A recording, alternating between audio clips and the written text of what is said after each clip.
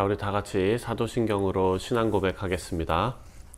전능하사 천지를 만드신 하나님 아버지를 내가 믿사오며 그 외아들 우리 주 예수 그리스도를 믿사오니 이는 성령으로 잉태하사 동정녀 마리아에게 나시고 본디오 빌라도에게 고난을 받으사 십자가에 못 박혀 죽으시고 장사한 지 사흘 만에 죽은 자 가운데서 다시 살아나시며 하늘에 오르사 전능하신 하나님 우편에 앉아 계시다가 저리로서 산 자와 죽은 자를 심판하러 오시리라. 성령을 믿사오며 거룩한 공예와 성도가 서로 교통하는 것과 죄를 사하여 주시는 것과 몸이 다시 사는 것과 영원히 사는 것을 믿사옵나이다. 아멘. 찬송가 430장 함께 찬송하겠습니다.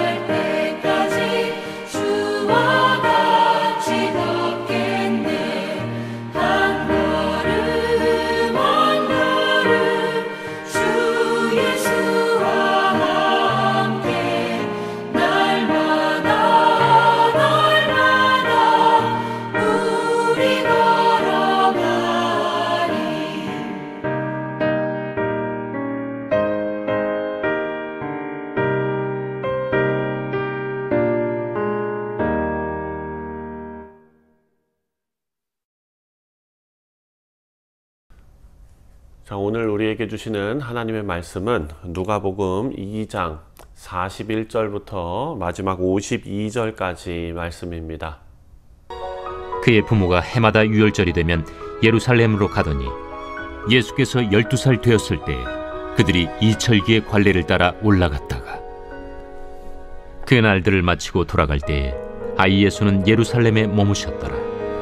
그 부모는 이를 알지 못하고 동행 중에 있는 줄로 생각하고 하룻길을 간 후 친족과 아는 자 중에서 찾되 만나지 못하매 찾으면서 예루살렘에 돌아갔더니 사흘 후에 성전에서 만난즉 그가 선생들 중에 앉으사 그들에게 듣기도 하시며 묻기도 하시니 듣는 자가 다 그 지혜와 대답을 놀랍게 여기더라. 그의 부모가 보고 놀라며 그의 어머니는 이르되 아이야, 어찌하여 우리에게 이렇게 하였느냐? 보라, 내 아버지와 내가 근심하여 너를 찾았노라. 어찌하여 나를 찾으셨나이까? 내가 내 아버지 집에 있어야 될 줄을 알지 못하셨나이까? 그의 부모가 그가 하신 말씀을 깨닫지 못하더라. 예수께서 함께 내려가사 나사렛에 이르러 순종하여 받드시더라. 그 어머니는 이 모든 말을 마음에 두니라. 예수는 지혜와 키가 자라가며 하나님과 사람에게 더욱 사랑스러워 가시더라.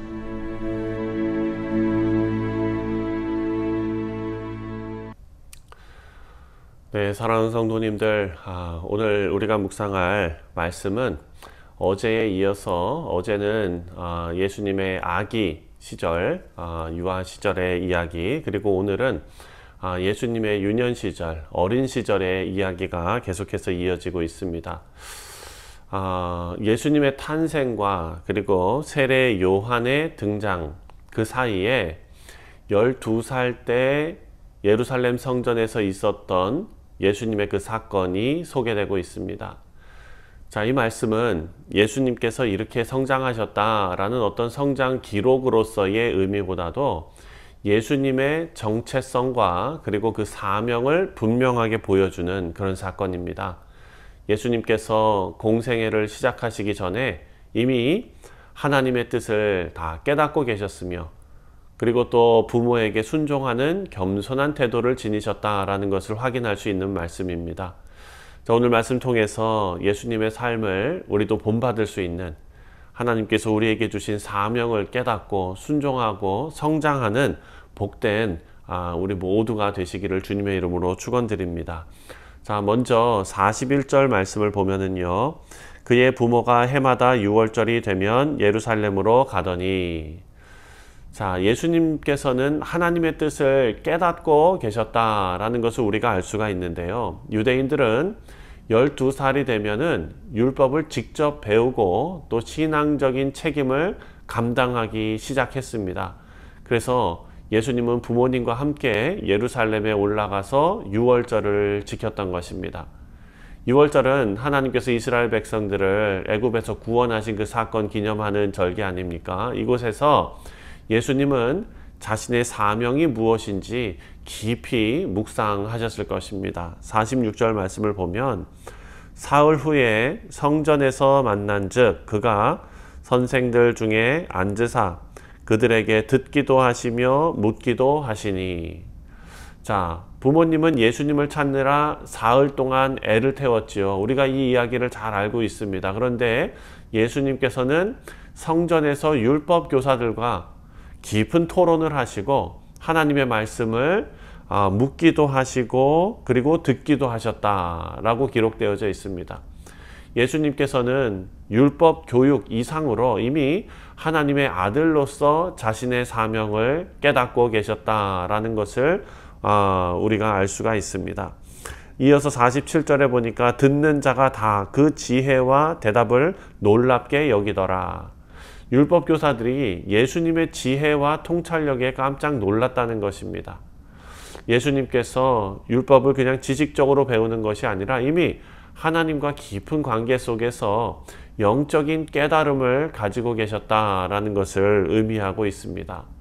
자, 유명한 말씀이죠. 49절 말씀을 보면 예수께서 이르시되 어찌하여 나를 찾으셨나이까? 내가 내 아버지 집에 있어야 될 줄을 알지 못하셨나이까? 하시니.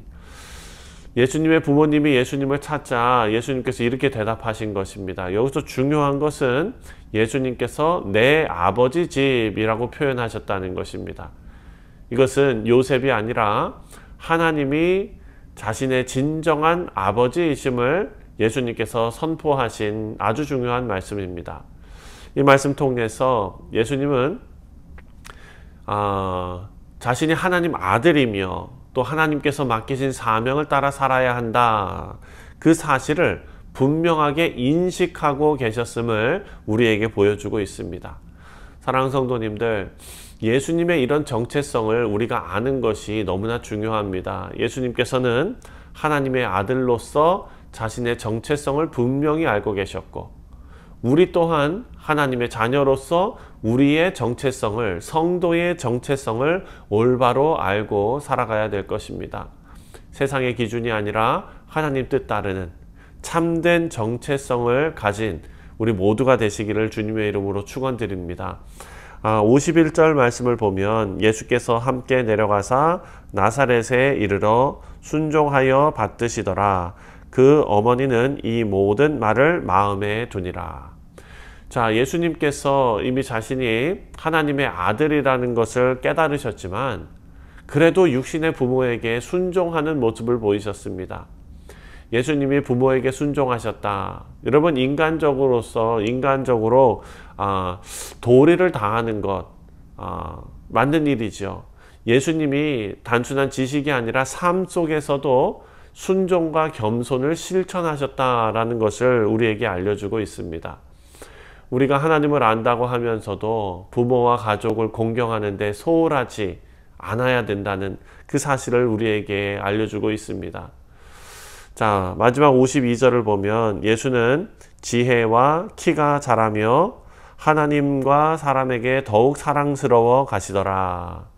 자, 예수님은 지혜와 그리고 신체적으로, 영적으로, 사회적으로 모든 측면에서 균형 잡힌 성장을 이루셨다라는 말씀입니다. 이것은 우리도 신앙과 삶에서 하나님과의 관계 속에서 균형 잡힌 성장을 하는 것이 중요하다라는 것을 우리에게 깨닫게 해줍니다. 사랑하는 성도님들, 우리가 하는 신앙생활은 성장하는 과정이지요. 신앙은 한순간에 완성되는 것이 아닙니다. 예수님도 시간을 두고 자라가셨다라고 기록되어져 있습니다. 우리도 지속적인 신앙의 성장이 우리에게 있어야겠습니다. 매일 하나님 말씀 묵상하시고 또 믿음의 결단을 내리면서 살아가는 그런 성장이 우리 가운데 있어야 할 것입니다. 말씀을 맺습니다. 우리 성도님들, 오늘 아침에 우리가 예수님의 이 유년기 이야기를 우리가 묵상하면서 우리는 여러 가지 중요한 교훈을 생각했습니다. 첫 번째로 예수님의 정체성 아는 것. 예수님은 하나님의 아들이심을 확신하고 계셨습니다. 우리도 마찬가지로 예수님 안에서 우리의 정체성을 발견해야 할 것입니다.